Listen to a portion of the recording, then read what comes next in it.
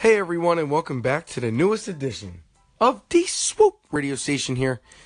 It's your boy Josh Sanchez, and yes, Swoop Radio is back. I know it's been a couple days.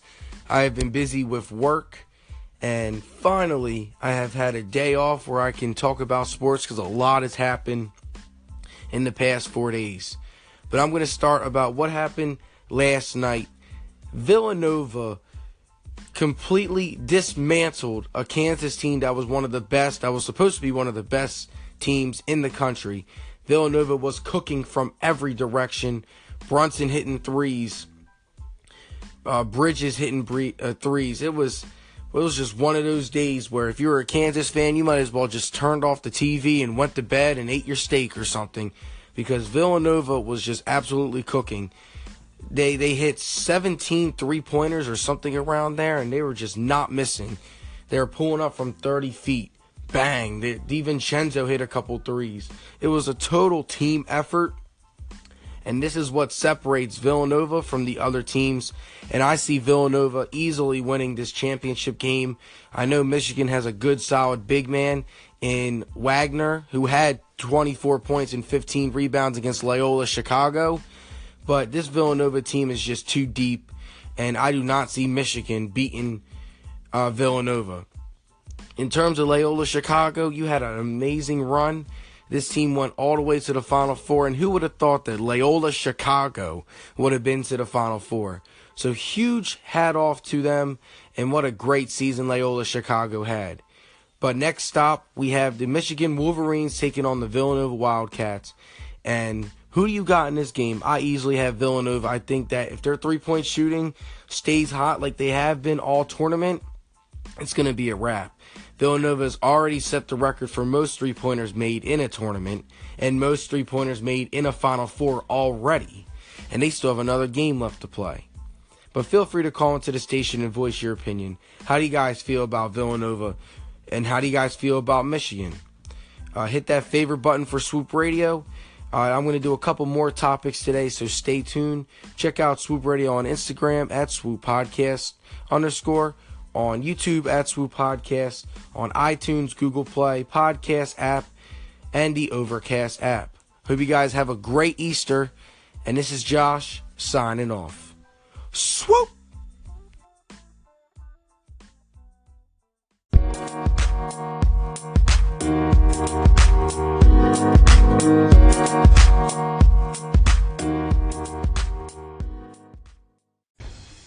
Hey everyone, and welcome back to the second topic of the Swoop radio station here. It's your boy Josh Sanchez, and I have a bold statement that I'm going to say about this up-and-coming NBA draft and these up-and-coming NBA prospects. This is going to conclude Swoop Radio's first episode. I'm going to post another episode later today on Easter Sunday.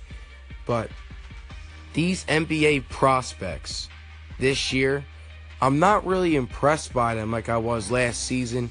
Last season, I knew there was a lot of NBA-ready talent, and we're seeing that in Lonzo Ball. We're seeing that in Markelle Fultz. He's starting to rise up. You saw Jason Tatum contribute right away. We're seeing Donovan Mitchell. He's having a great season. Dennis Smith Jr. is contributing, and we're seeing a lot of guys. Larkinen is something like that. He's contributing for the Bulls. So there's a lot of NBA-ready prospects in last year's draft. I don't really see that in this year's draft. I see a lot of overhyped players. I know Ayton is he's an NBA-ready prospect. Sexton, he's another NBA prospect. I'm just going based off a body of work and how their bodies look, because I'm seeing a lot of skinny young NBA guys. It's going to take them a couple years for them to actually contribute.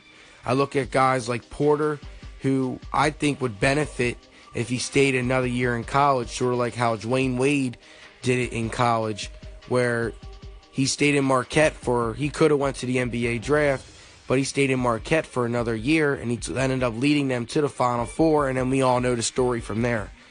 And history has shown the top NBA draft prospects that turn out to be stars usually have 2 years of college in them. But ever since this one and done thing started, the average NBA draft class has about, like 5 NBA ready prospects. But I see 2, maybe 3, if that, right now that are NBA ready. In terms of Bagley Jr., name me a Duke big man recently that has turned out to be a star in the NBA. There has not been a single Duke center or big man that has turned out to be a star recently. You have Kentucky has Cousins, Davis, and Karl Anthony Towns. Embiid went to Kansas. Who has gone into Duke and turned out to be successful in the NBA in terms of big men?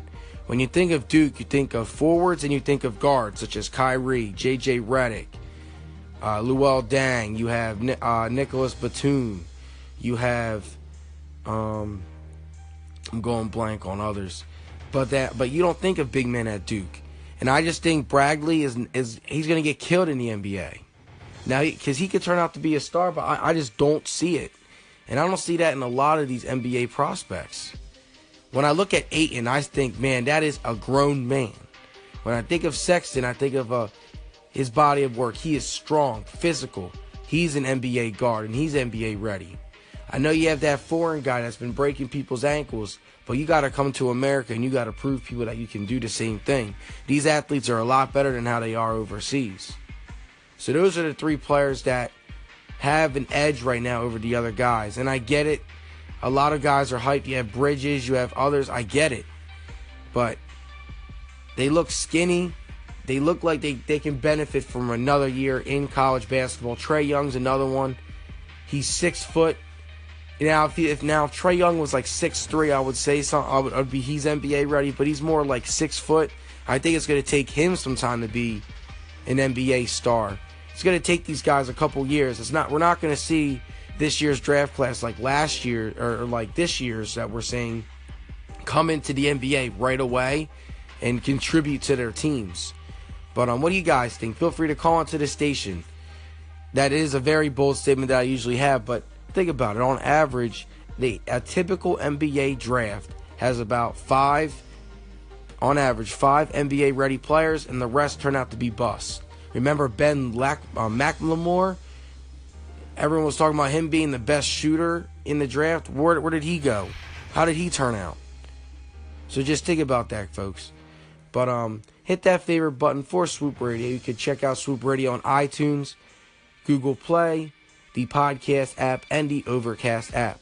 I hope you guys have a great Easter. And this is Josh, signing off. Swoop!